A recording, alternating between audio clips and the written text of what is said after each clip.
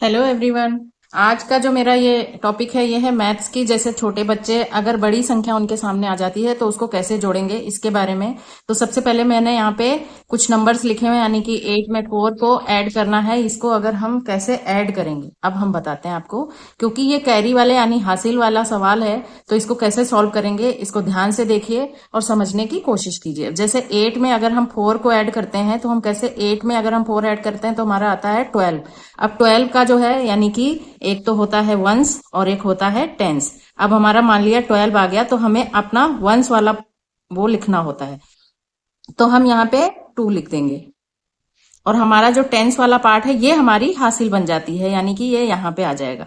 अब हमने 6 में 4 ऐड किया तो हमारे पास आया 10 और एक जो ये हासिल है इसको इसमें ऐड कर दिया तो 10 और 1 11, यानी कि यहाँ 1 आ गया। फिर से वही वंस एंड टेंस का यानी 11 आया तो हमने वंस का लिखा यहाँ पे और टेंस जो है वो यहाँ आ जाएगा, हासिल बन जाएगा।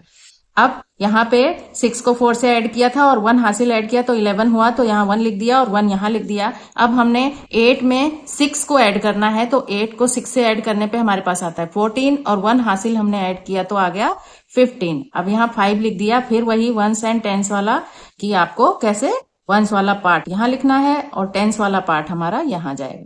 15 का हमने यहाँ 5 लिख दिया और 1 कैरी हमारी हासिल यहाँ लिख दी। अब हमारा ये जो है ये हो गया 8 और 1 9, हमने यहाँ पे 9 लिख दिया। अब नेक्स्ट हमारा 7 में 3 को ऐड करना है तो हमारे पास आएगा 10, तो हमने यहाँ लिखा 0। फिर वही 10 हमने यहाँ लिखा और ये हमारा वंस वाला पार्ट हमने यहाँ लिख दिया और टेंस वाला पार्ट हमारा यहाँ आ जाएगा। अब इसमें 7 में 3 ऐड करके 0 लिखा और 1 यहाँ गया, तो अगर हमने 9 में 5 ऐड करेंगे तो हमारे पास आएगा 14 और 1 हमारा हासिल आएगा तो यहाँ ये बन जाएगा 15। तो ये हमारा हो गया इसका आंसर। अब इसको हमने कितनी आसानी से सॉल्व कर लिया। अगर बच्चे इसी तरह से मन लगाकर यानी वंस और टेंस को भली भांति समझकर इसको सॉल्व करते हैं तो it's very easy to solve.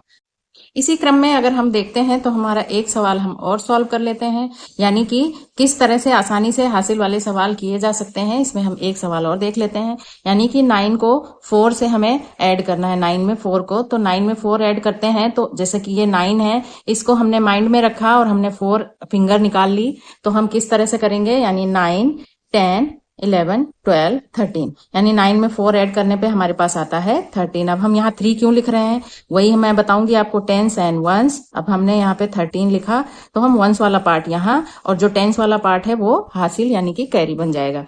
अब 7 में 3 ऐड करेंगे तो 10 होगा और 1 11। अब हमने फिर वही 11 का यहाँ वंस वाला पार्ट हम यहाँ लिखेंगे और टेंस वाला पार्ट हम यहाँ लिखेंगे, तो ये 11 हो गया और 11 का 1 यहाँ और 1 यहाँ आ गया। अब हम 6 में 8 को ऐड करेंगे तो 6 में ऐड करने पे हमारे पास 6 और 8 14 हो जाता है और ये 1 कैरी यहाँ पे हमारे पास आ गया 15। अब हमारा ये फिर वही 15 का हमने 5 जो है यहाँ लिख दिया और टेंस वाला पार्ट हमने यहाँ लिख दिया। अब 9 पे 9 ऐड करने पे हमारे पास आता है 18 और उसमें 1 ऐड करेंगे तो 19। अब हम यहाँ पे 9 लिख देंगे और हमारा टेंस वाला पार्ट हम यहाँ लिख देंगे यानी कि हासिल। अब 6 में हम 5 को ऐड करेंगे तो 6 और 5 11 होते हैं। 11 में 1 ऐड करेंगे तो यहाँ पे हो जाएगा 12 और हमारा 1 यानी कि टेंस वाला पार्ट कैरी यहाँ आ जाएगी। अब 7 में हम 6 ऐड करेंगे तो हमारे पास आएगा 13।